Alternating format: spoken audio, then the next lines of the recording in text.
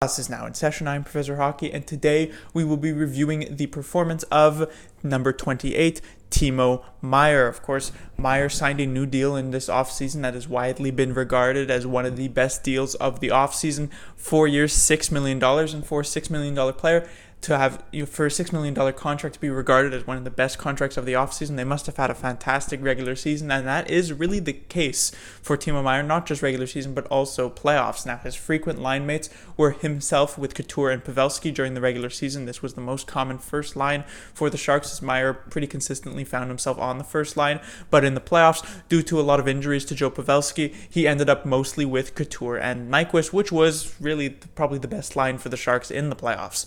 In the regular season, however, Timo Meier played in 78 games, only being injured a few times here or there. 30 goals for him, as he was the one of 4 Sharks forwards to hit 30 goals this season. 36 assists for 66 points. A massive career year for Timo Meier, as I believe the previous year he only had around 36 points, so a 30-point jump. He was a +9, which is always nice to see. It's always nice to be in the positives, even if this stat isn't necessarily respected all too much. And what's an interesting stat for Timo Meier is his even strength point production. Now, he had 55 even strength points, which put him second on the team, only a couple points behind Tomas Hertl. And this isn't a way of just sort of glancing over the fact of his power play points, as they were about 10. That's not all too bad. I just wanted to point out the even strength points, as when it comes to points, you would probably rather a player who has more even strength and more power play points.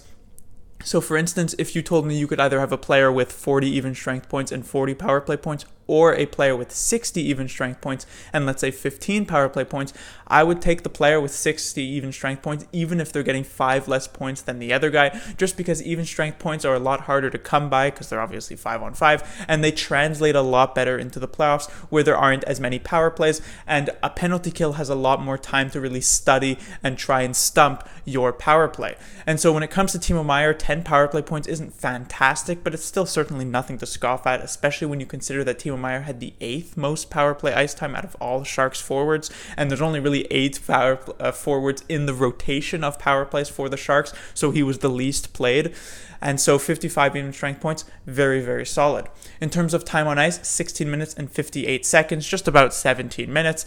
A good chunk of that at even strength. I believe he was the 3rd most played forward at even strength for the San Jose Sharks. As I said, his power play ice time wasn't super high, and his shorthanded ice time was about 30 seconds.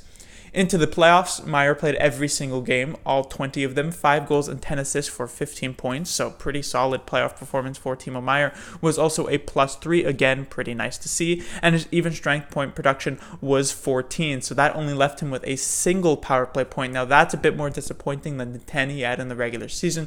You'd expect him to get at the very least around 3 power play points if he was going to in those 20 games, so it is somewhat disappointing. Again, power plays a lot more difficult to execute on in the playoffs, and the Sharks power play wasn't that great during the playoffs this season, and so it's not entirely Meier's fault, but you'd like to see that number be a bit higher. However, even strength points of 14, still tied for the most on the team with Logan Couture.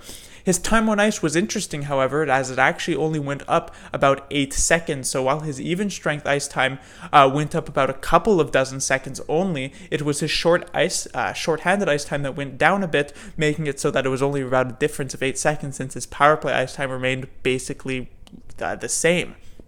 And so this shows potentially that DeBoer maybe didn't trust exactly in Meier to come back in certain situations. For instance, if he was trying to come back in the game, maybe he'd throw Thornton on the ice instead of Meier. And especially when holding a lead, he wouldn't be as willing to throw Meier on the ice to play defense. And that could potentially have something to do with the fact that in the latter half of the season, Timo Meier was playing some pretty lackadaisical defense. There were times where he was watching the puck, maybe coasting a bit. So maybe DeBoer really keyed in on that and felt that he would rather go with more veteran proven talent like a Pavelski or like a Couture in the playoffs, because if you take a look at time on ice for forwards in the playoffs, there's Hurdle leading the way with a massive 22 minutes. Then there's Couture, Kane, and Pavelski all above around 19 and a half minutes. And then a massive drop-off of 2.5 minutes before you even get to Timo Meier's 17:06. He's fifth for forwards. And so it seems as though DeBoer really had a core group that he trusted in, and Meier was just outside of that in the playoffs. With Pavelski gone next season, we'll see if Meier really moves up into that role and starts getting upwards of 19 minutes per game, especially in the playoffs. Come grades, Meier had a very strong start to the season.